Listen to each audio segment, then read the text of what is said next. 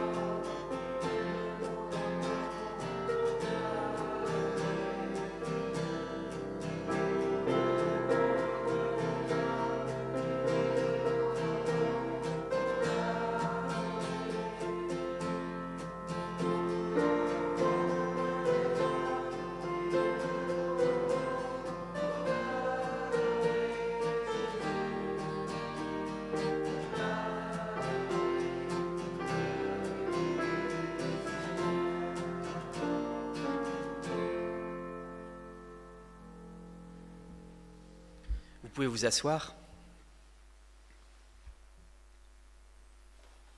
Seigneur notre Dieu, Père céleste, tu es la source de la vie et c'est par ta lumière que nous voyons la lumière.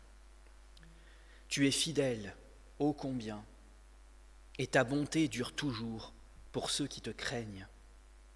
Tu n'as jamais abandonné ta création, tu la soutiens jour après jour. Tu as envoyé des témoins de ta vérité. Tu as révélé ta loi à ton peuple.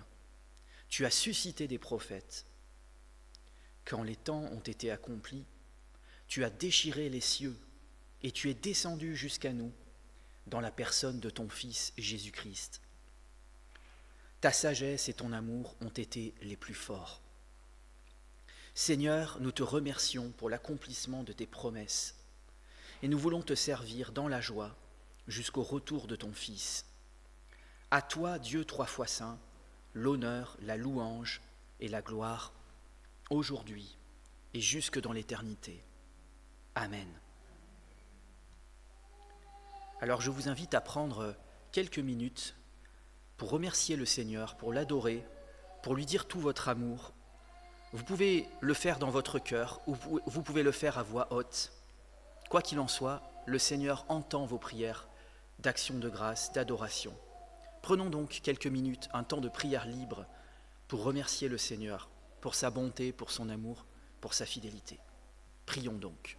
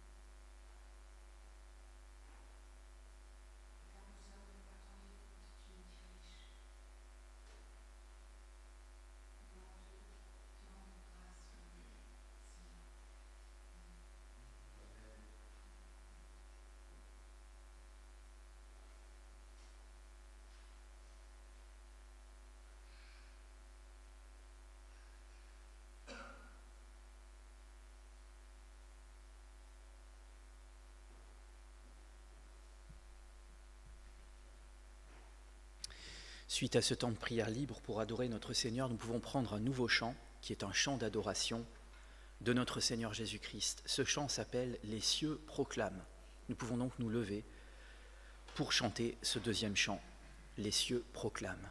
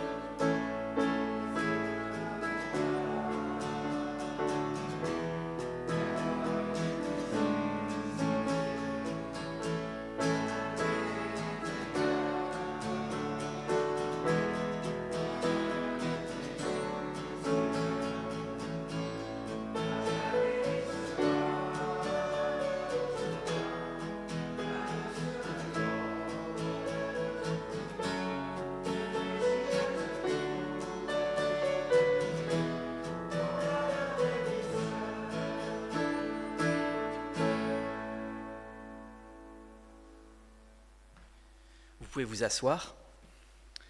Et pour rester dans cet esprit d'adoration, je vais appeler Iléna qui va nous lire le psaume 46, qui est un psaume d'adoration. Merci Iléna.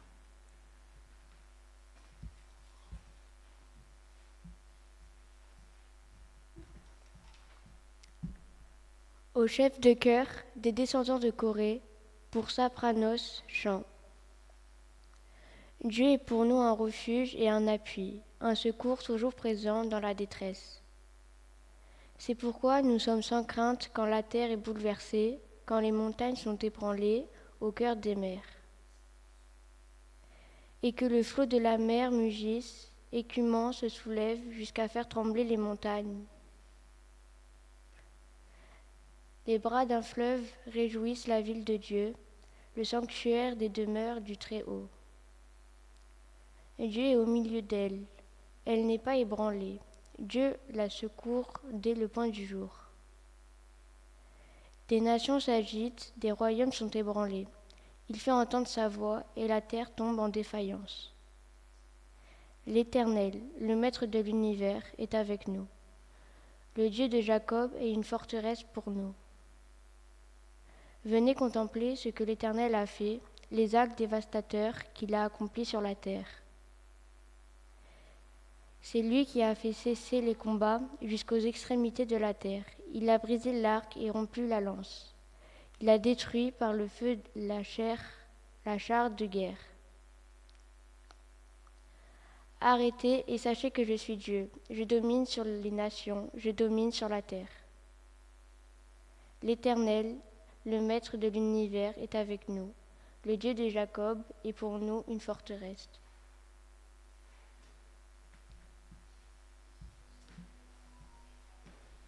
Merci Iléna pour cette très jolie lecture.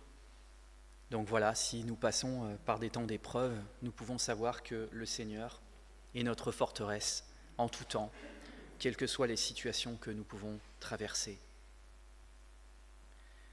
Nous allons maintenant nous mettre à l'écoute de la loi du Seigneur, de ce que le Seigneur nous commande dans sa parole, à combien plus forte raison à nous qui sommes chrétiens, bénéficiaires de la nouvelle alliance en Jésus-Christ. Voici ce que nous dit le Seigneur. Vous qui êtes choisis, sanctifiés, aimés par Dieu, ayez donc des sentiments de miséricorde.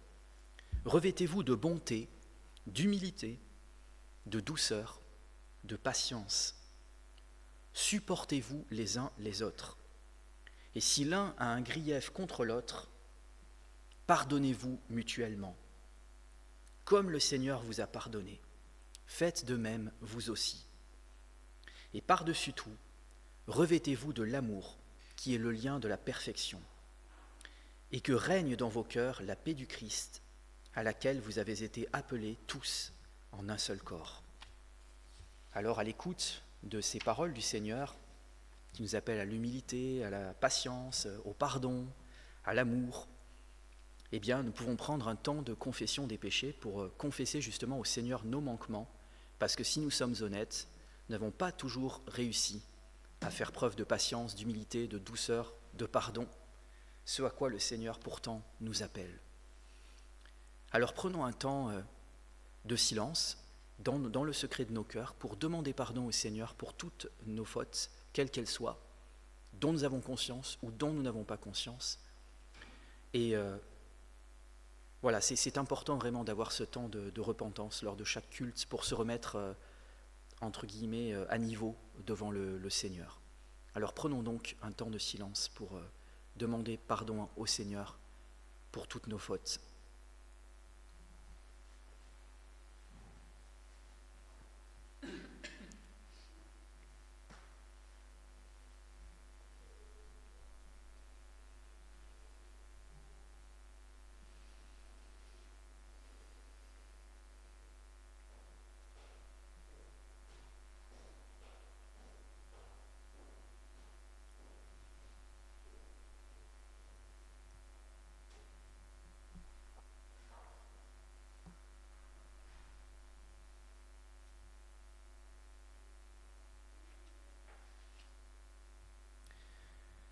Père saint et très bon, toi seul sais combien souvent et gravement nous avons péché, en pensée, en parole et en acte. Nous ne t'avons pas aimé de tout notre cœur. Nous avons gaspillé tes dons. Nous nous sommes écartés de ton chemin. Nous nous sommes conduits comme des enfants ingrats. Nous n'avons pas non plus aimé notre prochain comme nous-mêmes. Nous avons été indifférents et durs à son égard. Nous avons cherché notre seul avantage et pensé à notre propre intérêt au lieu de penser à celui des autres. Seigneur, veuille avoir pitié de nous, car nous sommes honteux et tristes de t'avoir déplu. Pardonne-nous aussi les fautes que nous oublions et aide-nous à pardonner à tous ceux qui nous ont offensés. Ramène-nous à toi, ne nous laisse pas périr. Que ta grâce, ce matin encore, pénètre et purifie nos cœurs, afin que nous vivions dans ta lumière et que nous marchions dans tes voies. Par Jésus-Christ notre Seigneur. Amen. Alors je vous propose de rester assis pour le troisième chant, qui est un chant à la fois de repentance et en même temps c'est une requête où nous demandons au Seigneur de changer notre cœur. Et il a promis dans sa parole qu'il changerait notre cœur de pierre en un cœur nouveau qui aime Dieu et les autres. Change mon cœur, Seigneur. Nous pourrons donc le chanter assis.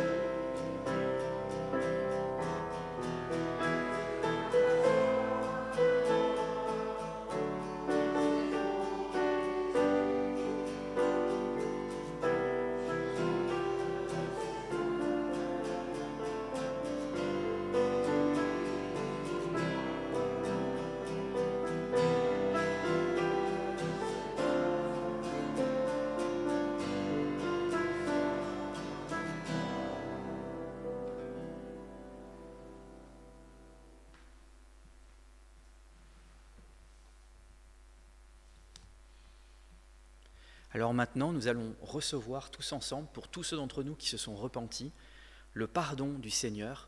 Et je vais donc demander à Pierre de nous faire la prochaine lecture qui se trouve dans l'Épître aux Éphésiens, chapitre 1, versets 4 à 7. Merci Pierre.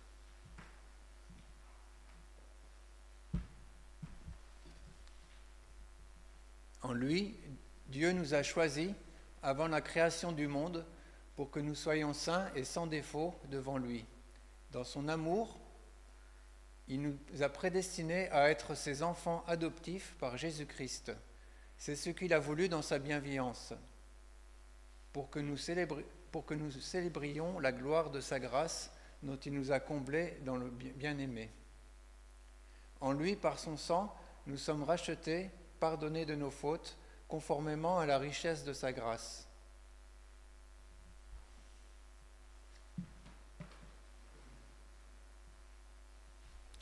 Merci Pierre pour cette lecture, et nous pouvons donc nous lever pour recevoir le pardon de Dieu pour nous. Parce que Dieu a eu pitié de nous, par les souffrances et par la croix de son Fils, il nous a pardonnés. Jésus-Christ est l'agneau de Dieu qui ôte le péché du monde. Que tous ceux ce matin qui accueillent avec joie le Fils unique de Dieu qui est venu nous racheter, soit pleinement assuré d'être pardonné. Amen. Et nous pouvons rester debout pour le prochain chant qui s'appelle « Tel que je suis », où nous venons, tels que nous sommes, devant le Seigneur, pour lui demander de nous changer. Donc ça fait suite avec le chant « Change mon cœur », tel que je suis.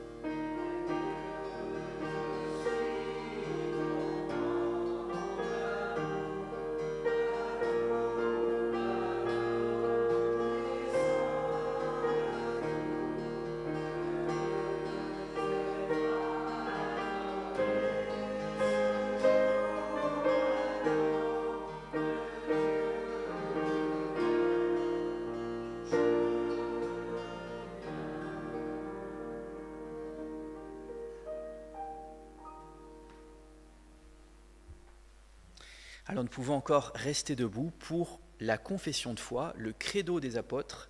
C'est en fait un résumé de tout ce que nous croyons en tant que chrétiens. Et nous pouvons tous le dire ensemble, je crois en Dieu.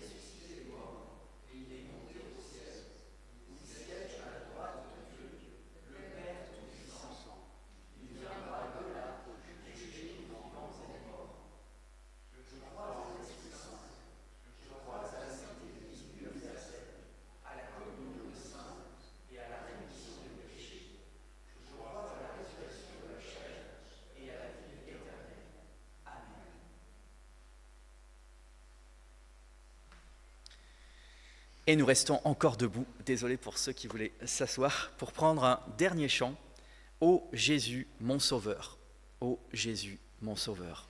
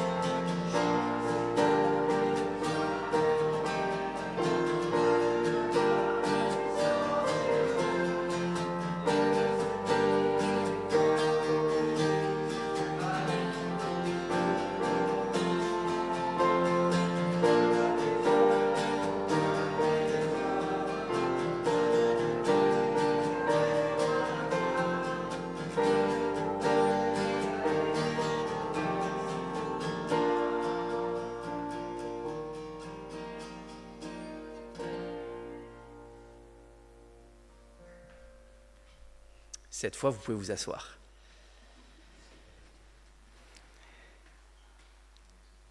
Je tiens à remercier Catherine et Tom pour la louange et Charles et Yannick pour la projection. Que ferais-je sans vous tous ? Alors c'est maintenant le temps de l'offrande.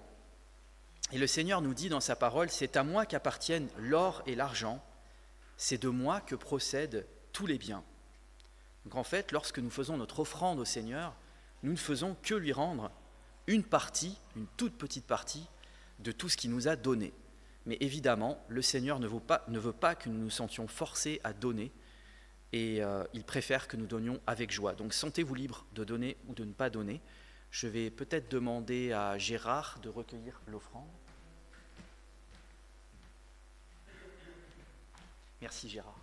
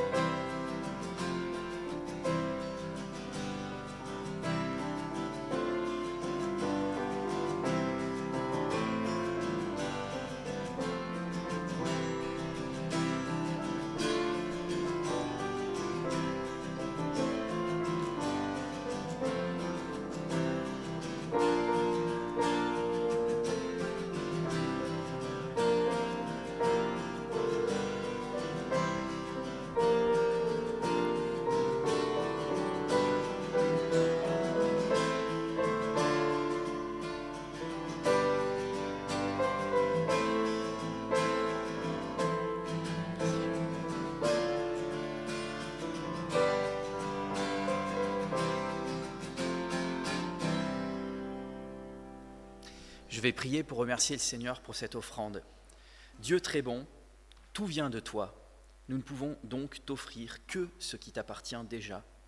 Accepte-nous donc, nous tes serviteurs, et cette offrande que nous te présentons avec respect et avec amour pour ton service et pour ta gloire. Au nom de Jésus-Christ. Amen.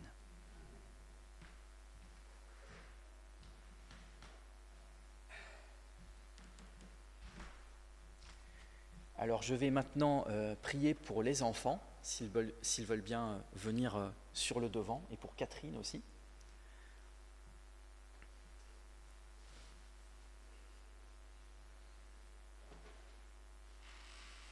Comme je dis souvent, si vous êtes timide, je vous comprends, moi aussi.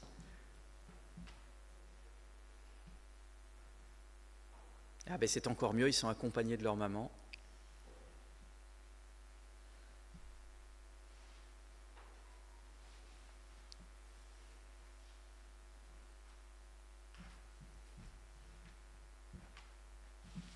Seigneur mon Dieu, merci pour cette grâce, pour cet honneur que tu nous fais d'avoir des enfants parmi nous. Merci parce que tu as particulièrement fait l'éloge des enfants dans ta parole et tu nous as dit de prendre exemple sur eux, parce que tu as dit que si nous ne devenions pas comme les petits-enfants, nous n'entrerions pas dans le royaume des cieux. Tu as dit aussi, laissez venir à moi les petits-enfants, ne les en empêchez pas, car le royaume des cieux est pour ceux qui leur ressemblent. Merci Seigneur vraiment de conduire Catherine dans ce moment d'école du dimanche, que vraiment ton Saint-Esprit puisse l'inspirer pour transmettre ton amour, ta grâce, tout ce que tu voudrais dire à ces enfants. Merci de les bénir chacun, chacune, au nom de Jésus-Christ. Amen.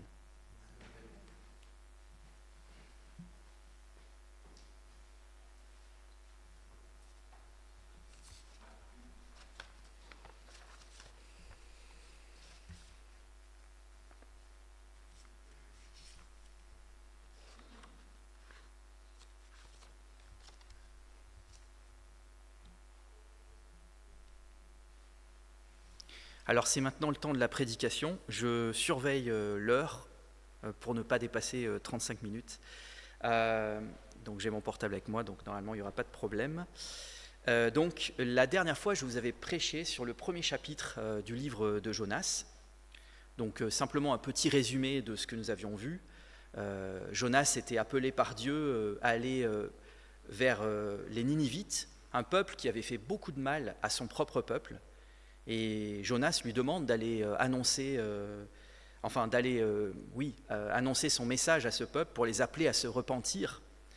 Et Jonas, en fait, lui, il n'a pas du tout envie, parce que le livre nous le dit carrément à la fin. Enfin, c'est Jonas lui-même qui le dit à la fin du livre, qu'il ne voulait pas que ces peuples soient sauvés parce qu'ils avaient commis beaucoup d'atrocités et de cruautés. Et du coup, Jonas, il prend la tangente, il fuit loin de l'appel de Dieu. Et il prend un billet pour aller à Tarsis. Tarsis, à l'époque, ça voulait dire aller au bout du monde. Donc il s'enfuit le plus loin possible de Dieu.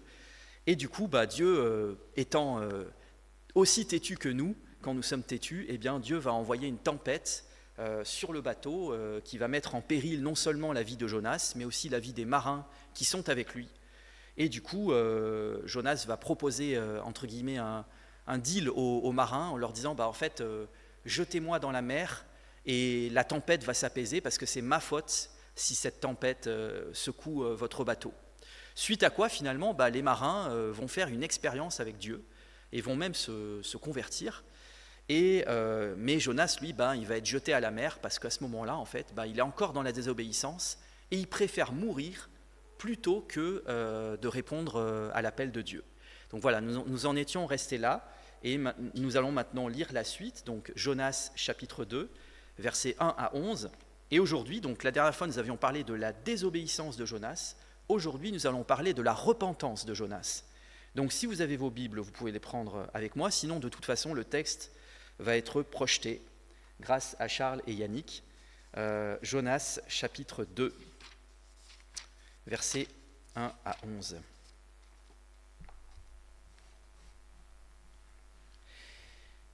L'Éternel fit venir un grand poisson pour avaler Jonas. Et Jonas fut 3 jours et 3 nuits dans le ventre du poisson. Du ventre du poisson, Jonas pria l'Éternel son Dieu, en disant : « Dans ma détresse, j'ai fait appel à l'Éternel, et il m'a répondu. Du milieu du séjour des morts, j'ai appelé au secours, et tu as entendu ma voix. Tu m'as jeté dans l'abîme, dans les profondeurs de la mer, et les courants m'ont environné. Toutes tes vagues et tous tes flots sont passés sur moi. Je disais, je suis chassé loin de ton regard. Mais je verrai encore ton saint temple. L'eau m'a couvert jusqu'à m'enlever la vie. L'abîme m'a enveloppé. Les algues s'enroulaient autour de ma tête. Je suis descendu jusqu'aux racines des montagnes. Les verrous de la terre m'enfermaient pour toujours. Mais tu m'as fait remonter vivant du gouffre, Éternel mon Dieu. Quand mon âme était abattue en moi, je me suis souvenu de l'Éternel, et ma prière est parvenue jusqu'à toi, dans ton saint temple. Ceux qui s'attachent à des idoles sans consistance, éloignent d'eux la bonté. Quant à moi, je t'offrirai des sacrifices avec un cri de reconnaissance. J'accomplirai les vœux que j'ai faits. Le salut vient de l'Éternel. L'Éternel parla au poisson, et le poisson vomit Jonas sur la terre. Jusqu'ici, la lecture de la parole de Dieu, et je vais donc prier pour remettre cette prédication au Seigneur. Seigneur mon Dieu, merci pour ta parole qui est un trésor.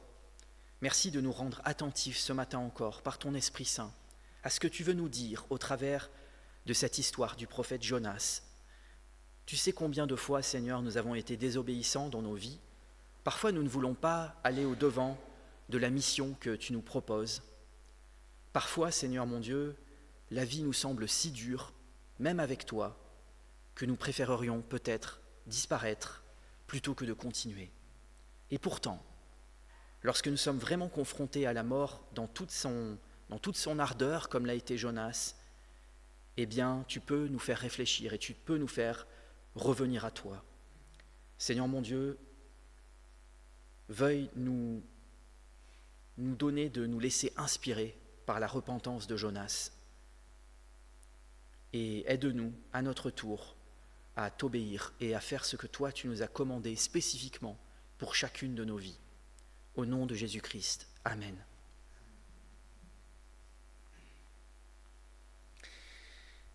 Alors même si le verset 2 du chapitre 2 que nous avons entendu nous dit que du ventre du poisson, Jonas pria l'Éternel son Dieu, en fait, quand on lit la suite du chapitre, on comprend que Jonas, en fait, il n'a pas attendu d'être dans le ventre du poisson pour prier le Seigneur. En effet, si vous lisez attentivement et de plus près le chapitre 2, vous vous rendrez compte que Jonas, il a commencé de se repentir de sa désobéissance envers Dieu avant même d'être avalé par le grand poisson. Il était déjà repentant une fois qu'il a été jeté en mer. Alors certes, Jonas, d'un côté, comme je vous l'ai dit, il préférait mourir plutôt que d'obéir à l'ordre de mission du Seigneur. Et comme on l'avait vu la dernière fois, Jonas, il avait quand même des tendances un petit peu suicidaires qui vont revenir d'ailleurs à la fin du livre. Donc d'un côté, il préférait mourir, mais d'un autre côté, notre prophète désobéissant, une fois qu'il est mis en face de la mort et du danger de la noyade, eh bien, contraint et forcé, il va changer d'avis. Pourquoi ? Parce que finalement, dans tous les malaises vagues que nous pouvons avoir, nous ne redoutons pas la mort. Et parfois même, la mort pourrait nous paraître être un recours, une solution, quand tout va mal dans notre vie. Et à l'heure actuelle, d'ailleurs, il y a une loi qui est débattue sur l'euthanasie. Et c'est vraiment triste de voir que certaines personnes n'ont d'autre espoir que de mourir pour mettre fin à leur souffrance. Mais en réalité, ces personnes-là lancent un appel au secours. Vous entendez souvent des soignants qui vont vous dire « Un jour, ils m'ont dit qu'ils voulaient mourir, mais quand on leur a apporté de l'aide, ils ne voulaient plus mourir le lendemain. » Donc en fait, on ne désire la mort que quand on n'a pas vraiment la mort en face. Mais une fois qu'elle frappe à notre porte de manière précise et pressante, comme ça a été le cas de Jonas, Jonas qui se voyait mourir, eh bien là, on est souvent terrifié. Mon grand-père, qui avait fait la Seconde Guerre mondiale, disait « Celui qui ne croit pas en Dieu, il n'a jamais vu la mort en face. » Et à ce moment-là, Jonas, il a vraiment vu la mort en face. Réécoutons le récit autobiographique de ce qu'il a vécu. « Tu m'as jeté dans l'abîme, dans les profondeurs de la mer, et les courants m'ont environné. Toutes tes vagues et tous tes flots sont passés sur moi. L'eau m'a couvert jusqu'à m'enlever la vie. » Donc là, c'est très clair que Jonas, il était en train de se noyer. Mais il y a bien pire encore. Parce que Jonas, ce n'est pas seulement de la mort qu'il avait peur. Jonas, il a été rempli de terreur à l'idée d'être abandonné pour toujours du Seigneur. Et il a même fait, en quelque sorte, vous allez le voir, une mini-expérience de l'enfer. Parce qu'il a cru que c'était vraiment fini entre lui et Dieu à cause de sa désobéissance. Et c'est là qu'il a commencé de crier à l'Éternel pour être secouru, parce qu'il n'était plus du tout dans l'assurance du salut une fois jeté en mer. Écoutons donc ce qu'il a ressenti. « Du milieu du séjour des morts, j'ai appelé au secours et tu as entendu ma voix. » Jonas ici dit quelque chose d'incroyable. Il dit qu'il était au milieu du séjour des morts. Or, d'après certains commentateurs, le séjour des morts dont il est ici question peut désigner en fait l'enfer, c'est-à-dire la séparation éternelle d'avec Dieu. Pendant un moment indéterminé qui a dû lui paraître une éternité, Jonas a expérimenté quelque chose que les âmes perdues expérimentent pour l'éternité. La pire chose qui puisse arriver à un être humain, je ne sais pas si ça vous est déjà arrivé, mais moi ça m'est déjà arrivé, de se dire en fait, je suis allé tellement loin dans ma désobéissance que Dieu ne pourra plus me pardonner. C'est quelque chose d'indescriptible qui vous marque à jamais. Et c'est quelque part le sort que Jonas souhaitait aux Ninivites, parce qu'il ne souhaitait pas que les Ninivites connaissent le salut. Et lui-même, une fois en mer, il va faire l'expérience de ce que ça fait de ne pas avoir le salut. En tout cas, il croyait qu'il n'avait pas le salut. En fait, il l'avait, mais il pensait qu'il ne l'avait plus. Il nous dit « Je disais, je suis chassé loin de ton regard ». Donc là, on voit que Jonas, il avait perdu tout espoir d'être sauvé. Il a vraiment cru être perdu à jamais. Un peu à la manière de ces chrétiens qui pensent avoir commis le péché impardonnable et qui pensent que Dieu ne peut pas leur pardonner. Jonas nous dit qu'il est descendu jusqu'aux racines des montagnes. Alors ce verbe « descendre », on le retrouve plusieurs fois dans le chapitre 1 et dans le chapitre 2. Et ici, Jonas descend littéralement plus bas que terre. puisqu'il dit « Les verrous de la terre m'enfermaient pour toujours ». Pour toujours. Il y a ici une allusion à l'éternité de l'enfer, qui est une prison dont on ne pourra jamais sortir. Jonas a expérimenté ce sentiment d'irréversible qu'expérimentent ceux qui sont en enfer pour toujours. Jamais ils n'en sortiront. Et l'enfer est bien pire encore que ce que Jonas expérimente. L'enfer est quelque chose de terrible et d'inimaginable. Et c'est pourquoi Jésus a dû payer un prix si lourd pour nous en sortir. Bien souvent, nous disons « Jésus nous a sauvés ». Ok, mais Jésus nous a sauvés de quoi ? Jésus nous a sauvés du péché et il nous a sauvés de la punition du péché, qui est l'enfer. Alors certains disent « Mais quand même, Dieu est un Dieu méchant pour avoir créé l'enfer ». Mais l'enfer n'est pas une question de méchanceté, l'enfer est une question de justice. Et surtout, j'aimerais dire à ces personnes que ceux qui se révoltent contre l'idée de l'enfer devraient considérer la vérité suivante. Le même Dieu qui a créé l'enfer est le même Dieu qui est mort sur la croix pour eux, pour qu'ils soient sauvés. Qu'est-ce que ce Dieu pouvait-il encore faire de plus pour eux que de donner sa vie ? Alors je pense que si Dieu a fait faire cette expérience à Jonas, c'est pour qu'il réalise mieux ce qui attend les Ninivites s'ils ne se repentent pas. Et c'est pourquoi Jonas mentionne de manière significative que c'est précisément lorsqu'il était au milieu du séjour des morts qu'il a appelé Dieu au secours. Autant Jonas ne craignait pas la mort, autant Jonas était terrorisé par le séjour des morts, c'est-à-dire l'enfer qui lui fermait pour toujours la présence de Dieu.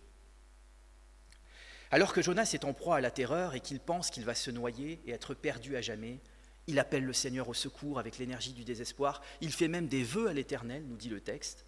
Eh bien, Dieu ne va pas lésiner sur les moyens, il va faire venir un grand poisson pour avaler Jonas. Alors vous pourriez me dire, ok, mais c'est quand même une épreuve qui succède à une autre épreuve, et ça doit être une souffrance terrible que de se retrouver 3 jours dans le ventre d'un grand poisson. Vous imaginez, durant 3 jours et 3 nuits, Jonas a dû trouver le temps long et même interminable.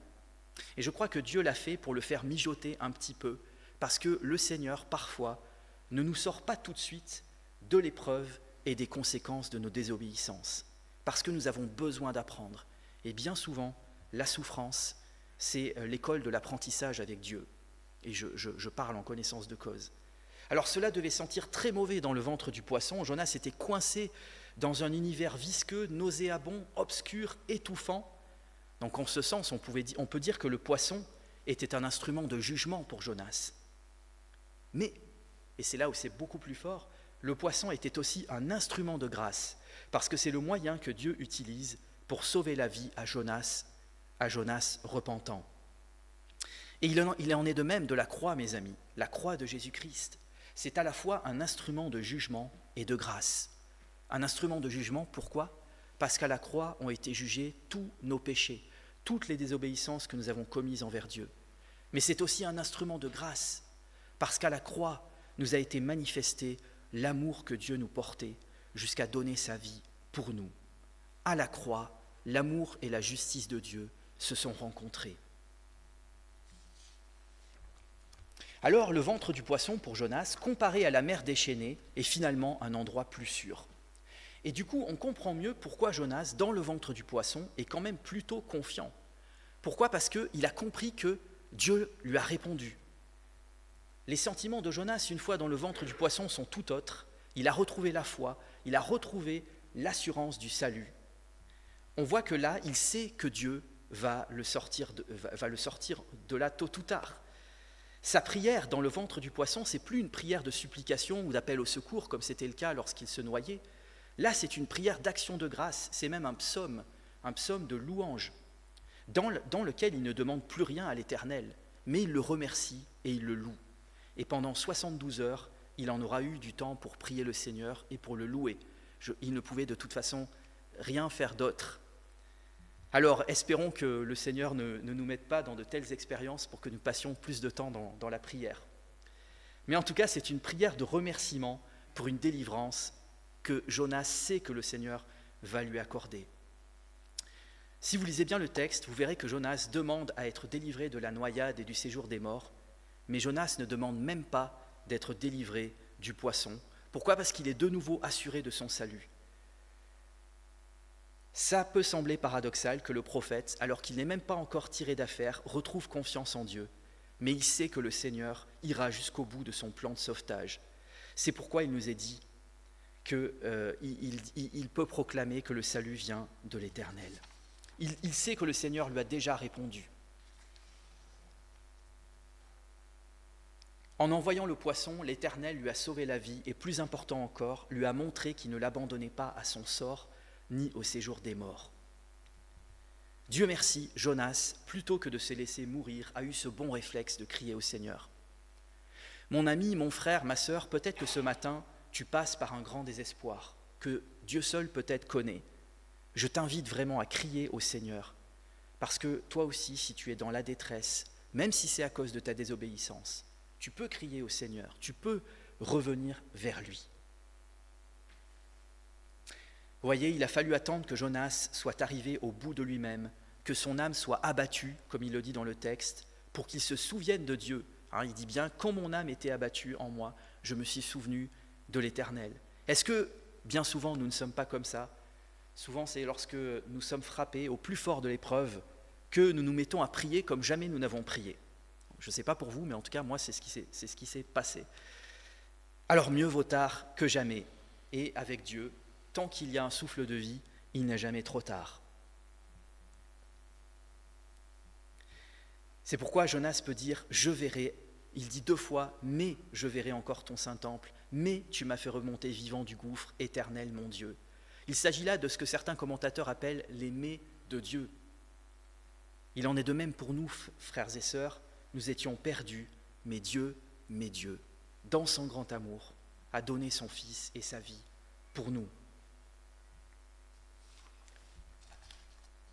Alors, quelle va être la conclusion, une des conclusions de Jonas dans le ventre du poisson ? Ceux qui s'attachent à des idoles sans consistance éloignent d'eux la bonté. Il s'agit ici évidemment de la bonté de l'Éternel parce que Dieu seul est bon. Et en fait, en écartant Dieu de nos vies, nous écartons de nous la bonté. Parce que tout ce que nous avons de bon dans nos vies nous vient de lui. Je le répète souvent, mais la vie, la santé, la respiration, le fait de pouvoir marcher, tout ce que nous avons de bien, la nourriture, l'eau, le logement, tout nous vient de lui. Donc s'écarter de Dieu, c'est une voie sans issue. Et se confier en des idoles, c'est vraiment la pire des catastrophes. Et des idoles, nous en avons tous dans nos vies, que nous nous en rendions compte ou pas. Et ce texte nous dit que ce n'est pas à des idoles qu'il faut nous attacher, mais à Dieu seul. Désormais, Jonas, on le voit à la fin du chapitre, est décidé à offrir des sacrifices à Dieu avec reconnaissance et à accomplir des vœux qu'il a faits. Et sans doute, parmi ces vœux, Jonas s'est engagé à obéir à Dieu concernant la mission que Dieu lui avait confiée envers Ninive. En gros, il a fait un pacte avec Dieu. Il a dit, si tu me sauves la vie, si tu me sors de là, d'accord, j'irai évangéliser les Ninivites. Bon, évangéliser, c'est un terme un peu anachronique, parce que l'évangile n'était pas encore là. Mais voilà un petit peu ce qui s'est passé entre Jonas et Dieu. Et Dieu a pris Jonas au sérieux.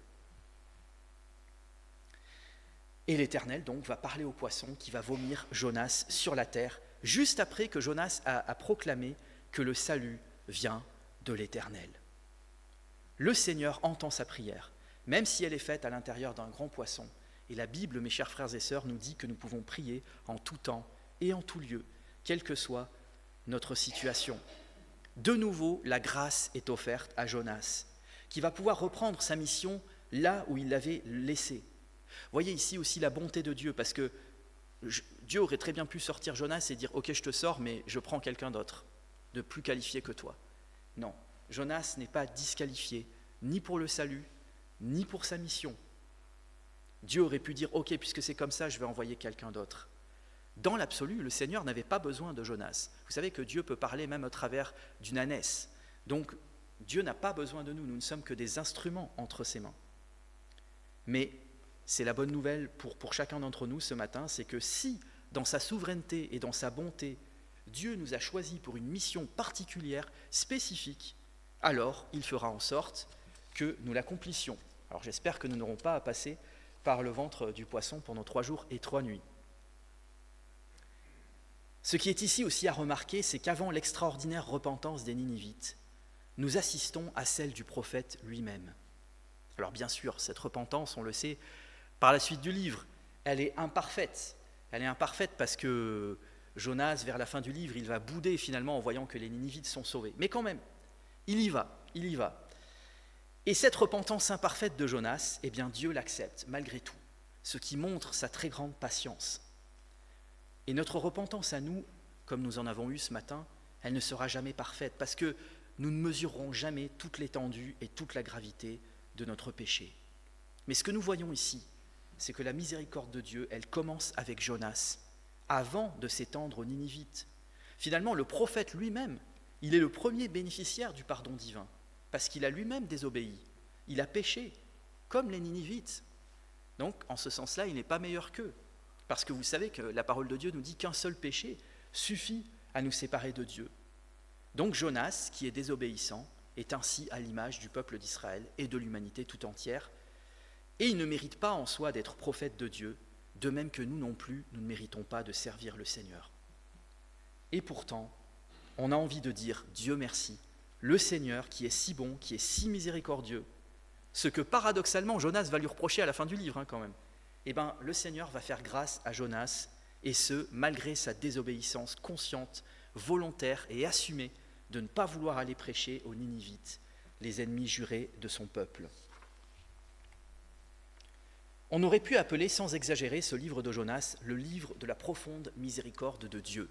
Et je pense que ce n'est pas un hasard si chez le peuple juif, ce livre est lu le jour du Yom Kippour, le jour du grand pardon, parce que c'est un livre qui, par excellence, nous parle de la volonté de Dieu de pardonner. Alors nous-mêmes, même si nous nous sommes éloignés de Dieu, comme Jonas, et si nous avons fui la mission qu'il nous a confiée, nous pouvons revenir à lui. Et le plus tôt sera le mieux, ça nous évitera quelques incidents. Le Nouveau Testament nous apprend que Jésus considérait que toutes les Écritures de l'Ancien Testament parlaient de lui. Et je dirais que cela vaut aussi, et peut-être surtout, pour le livre de Jonas, parce qu'à 3 reprises, le Christ a évoqué le signe, ce qu'il a appelé le signe du prophète Jonas. Et Jésus lui-même nous explique ce qu'il appelle le signe de Jonas. Voici ce que Jésus nous dit dans Matthieu 12, verset 40. « En effet, de même que Jonas fut 3 jours et 3 nuits dans le ventre du grand poisson, de même le Fils de l'homme sera 3 jours et 3 nuits dans la terre. » Donc on voit que le miracle futur que va opérer Jésus sera similaire à celui qu'a vécu Jonas au chapitre 2 de ce livre. Parce que le prophète hébreu, dans le ventre du poisson, il a expérimenté une sorte de mort et une sorte de résurrection. Une sorte de mort parce que se trouver à l'intérieur du grand poisson, c'était pour Jonas comme être enterré vivant. C'était un symbole de l'ensevelissement du Christ. Et aussi une sorte de résurrection, parce que sortir du ventre du grand poisson, c'est comme revenir à la vie, symbole de la résurrection du Christ. Ainsi, dans ce chapitre 2 du livre de Jonas, on peut discerner prophétiquement, d'une part, l'abaissement de Jésus dans la descente aux enfers, que nous avons confessé dans le Credo des apôtres, et d'autre part, son élévation, par sa résurrection notamment. Donc, tout ce chapitre 2 de Jonas, et c'est ça qui est vraiment merveilleux, contient, comme en capsule, en l'espace de 11 versets, une préfiguration prophétique de la mort et de la résurrection de Jésus, de son humiliation et de sa glorification. Et Jésus, précisément, cite cette écriture pour attester de sa résurrection après 3 jours de souffrance.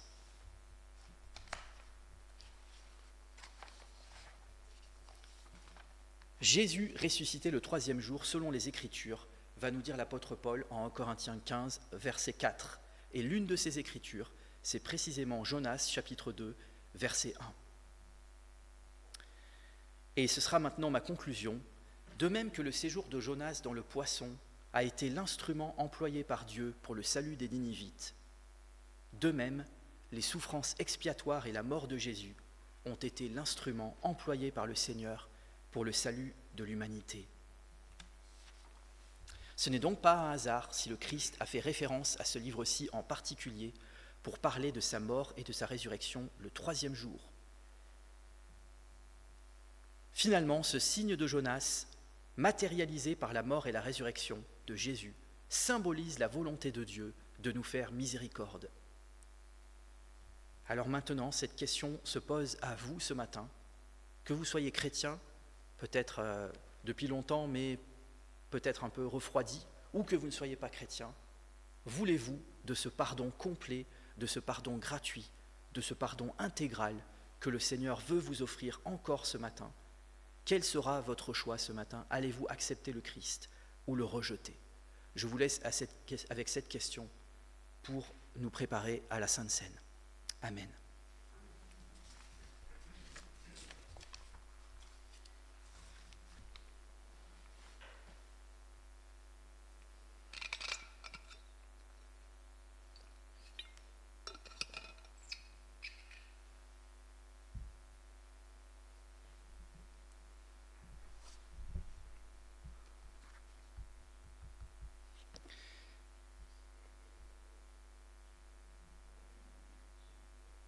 Alors, pour le repas du Seigneur, je vais lire aujourd'hui dans l'Évangile de Luc, chapitre 22, 14 à 20.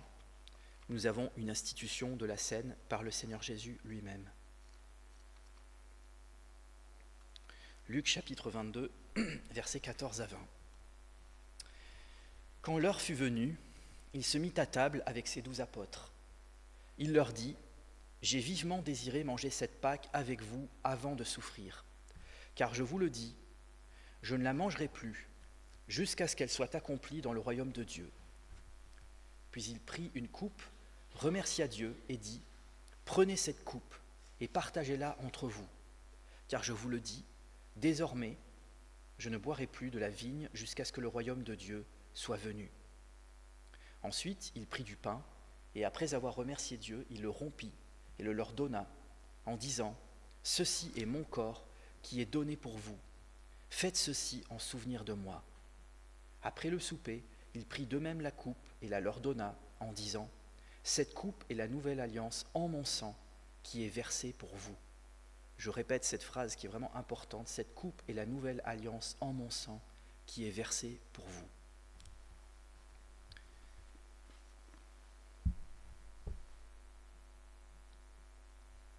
Alors si vous êtes chrétien, si vous êtes repenti de vos péchés, si vous avez accepté Jésus-Christ comme votre sauveur personnel et votre Seigneur, eh bien, ce repas vous est destiné et vous pouvez librement le prendre. Si par contre vous êtes encore en questionnement, vous n'êtes pas certain, eh bien, laissez passer les éléments et il n'y aura aucun jugement à ce sujet. Je vais prier pour remettre ce temps de repas du Seigneur. Seigneur mon Dieu, merci parce que c'est toi encore aujourd'hui qui nous convies à ta table sainte. Merci parce que tu nous as ordonné de faire ce repas pour commémorer ton sacrifice sanglant à la croix. Merci pour le vin ou le jus de raisin qui symbolise ton sang versé pour nous à la croix. Merci pour le pain qui symbolise ton corps donné pour nous à la croix. Veuille sanctifier ces éléments par le Saint-Esprit et que le Saint-Esprit vienne en nous durant tout ce temps de Sainte Seine. Pardon Seigneur pour toutes les fois où nous nous sommes éloignés de toi, où nous t'avons offensé. Merci parce que tu as payé le prix pour que chacun d'entre nous puissions avoir la vie éternelle. Au nom de Jésus-Christ. Amen. Et peut-être avant de prendre la scène, je vous invite à prier avec moi le Notre Père, la prière que le Seigneur nous a laissée. Notre Père, qui es aux cieux, que ton nom soit sanctifié, que ton règne vienne, que ta volonté soit faite sur la terre comme au ciel. Donne-nous aujourd'hui notre pain de ce jour. Pardonne-nous nos offenses, comme nous pardonnons aussi à ceux qui nous ont offensés. Et ne nous soumets pas à la tentation, mais délivre-nous du mal, car c'est à toi qu'appartiennent le règne, la puissance et la gloire pour les siècles des siècles. Amen. Je vais donc demander peut-être à Gérard pour la distribution des éléments. Et pendant la distribution des éléments, sentez-vous libre de faire monter une prière ou même un chant devant le Seigneur. Ça peut être à voix haute, ça peut être dans votre cœur, mais voilà. Profitez peut-être de ce temps pour témoigner votre amour encore au Seigneur.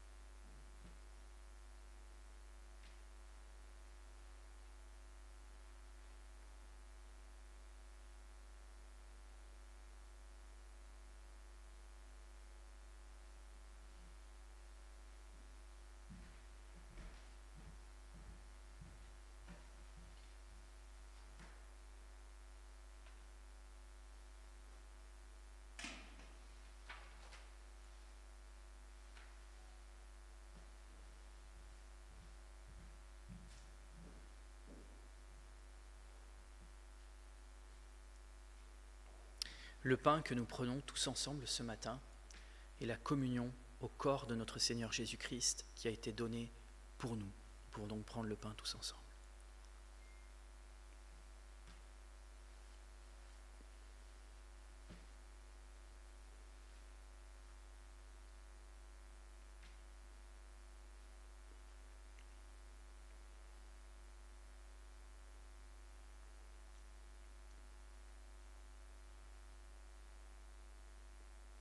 La coupe que nous prenons tous ensemble ce matin est la communion au sang de notre Seigneur Jésus-Christ qui a été versé pour nous, pour le pardon de nos péchés. Nous pouvons donc prendre la coupe tous ensemble.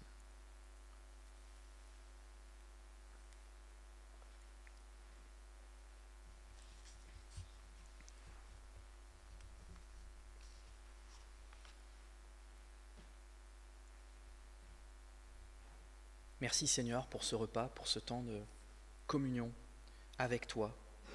Et nous savons que la Sainte Seine est non seulement une communion avec toi, mais aussi avec nos frères et sœurs en Christ. Donne-nous de nous aimer comme toi tu nous as aimés et de nous pardonner comme toi tu nous as pardonnés. Je te prie vraiment de bénir chaque personne dans cette assemblée, qu'elle ait participé ou pas à ton repas. Je te prie que chaque personne ici présente ou qui nous écoute puisse réaliser combien tu l'aimes et à quel point tu l'aimes et tu as donné ta vie, tu as donné ton Fils à la croix pour que cette personne soit sauvée. Merci Seigneur pour un si grand amour et une si grande miséricorde. Amen.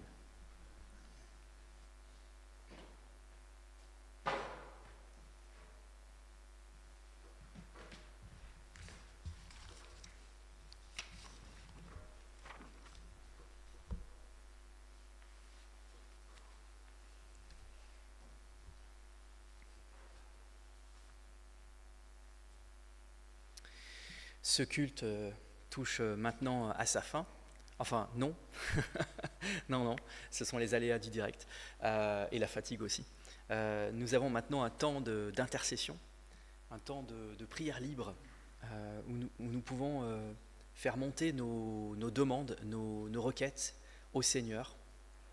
Donc, est-ce que vous avez des sujets en particulier pour lesquels vous voudriez que nous prions ce matin ?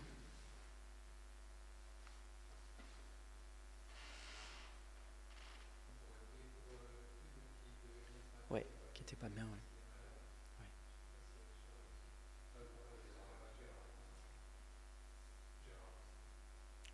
Ok. D'autres sujets de prière ?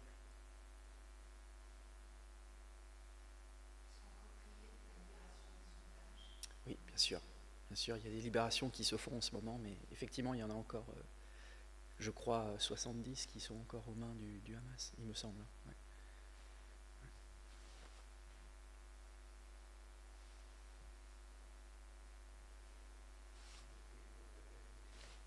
Oui. Tout à fait. Et pour Maria aussi, pour la suite. Ok. Si vous avez d'autres sujets de prière, n'hésitez pas. Sentez-vous libre de prier suivant ce que le Seigneur met sur votre cœur. Donc, prions. Je vous laisse commencer et je terminerai.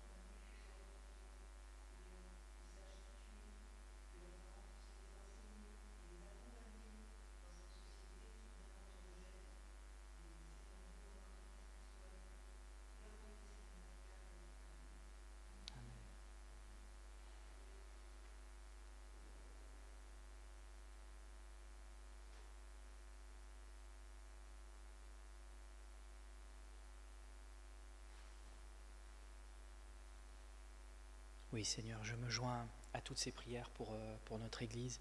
Merci de veiller sur chacun des membres, sur chaque brebis de ton troupeau. Je te prie en particulier pour Gérard Brangoran qui n'a pas la forme, Seigneur mon Dieu, que vraiment tu le relèves et qu'il puisse sentir ta présence dans cette maison de retraite, Seigneur mon Dieu. Je te prie pour Hugues également qui n'a pas pu venir ce matin. Relève-le également, tu vois qu'il est quand même âgé et qu'il essaye de beaucoup œuvrer pour toi, mais voilà, Seigneur, viens à son secours, viens au secours de sa santé, Seigneur mon Dieu. Je te prie effectivement pour le baptême d'Iléna. Merci pour cette joie que nous avons de l'avoir parmi nous. Merci parce que c'est toi qui l'as appelée à toi. Et je te remets vraiment toute cette cérémonie, qu'elle soit conduite par toi du début à la fin. Je te remets chacun des enfants aussi. Combien tu les aimes, Seigneur mon Dieu. Merci de les protéger dans ce monde qui devient de plus en plus fou, de plus en plus violent, de plus en plus pervers. Oui, vraiment, merci de les garder. Merci d'aider leurs parents aussi à savoir comment protéger leurs enfants, Seigneur mon Dieu, face à tout ce que nous voyons. Seigneur, je te remets aussi effectivement les chrétiens persécutés dans le monde et je me joins à cette prière de Gérard pour les chrétiens d'Algérie qui souffrent particulièrement. Viens à leur secours. Viens aussi au secours de cet écrivain algérien qui n'est pas chrétien mais qui est malade du cancer et qui a été emprisonné, qui est très âgé maintenant en Algérie, Boualem Sansal. Je te prie vraiment pour sa libération. Je te prie vraiment qu'il puisse trouver miséricorde là où il est, Seigneur mon Dieu. Viens vraiment à son secours, Seigneur. Je te remets également les otages pour lesquels Marie-Aimée a prié. Et d'ailleurs, Seigneur, je te remets particulièrement l'un d'entre eux qui a été forcé par le Hamas de dire je suis heureux de retrouver ma femme et mes enfants, alors qu'en fait, sa femme et ses enfants ont été tués par le Hamas, mais il ne le savait pas à ce moment-là. Et tu vois combien ça doit être terrible pour lui, en étant rentré en Israël, d'apprendre qu'en fait, sa femme et ses enfants sont morts. Tu vois toute cette cruauté, et je te demande vraiment que tous les otages qui sont encore aux mains du Hamas, qui sont certainement torturés, violés, d'après tous les rapports que nous avons, puissent sortir le plus rapidement possible, Seigneur, de cet enfer. Et je te prie aussi pour tous les Palestiniens de bonne volonté qui souffrent et qui ne sont pas dans la haine ou qui ne veulent pas la guerre, et qui eux aussi souffrent sous la férule du Hamas, que vraiment tu les en délivres et que tu viennes à leur secours aussi. Au nom de Jésus-Christ. Amen.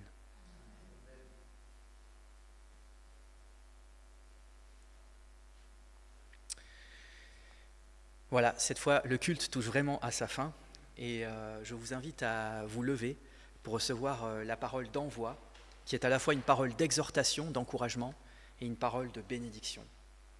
Donc, parole d'exhortation, le Seigneur nous dit « Tendez à la perfection, encouragez-vous les uns les autres, mettez-vous d'accord, vivez en paix, et le Dieu d'amour et de paix sera avec vous. » Parole de bénédiction, que la grâce du Seigneur Jésus-Christ, l'amour de Dieu et la communion du Saint-Esprit soient avec vous tous. Amen. Je vous souhaite à tous un très bon dimanche et je vais laisser la parole à Pierre qui a des annonces à nous faire. Merci Pierre.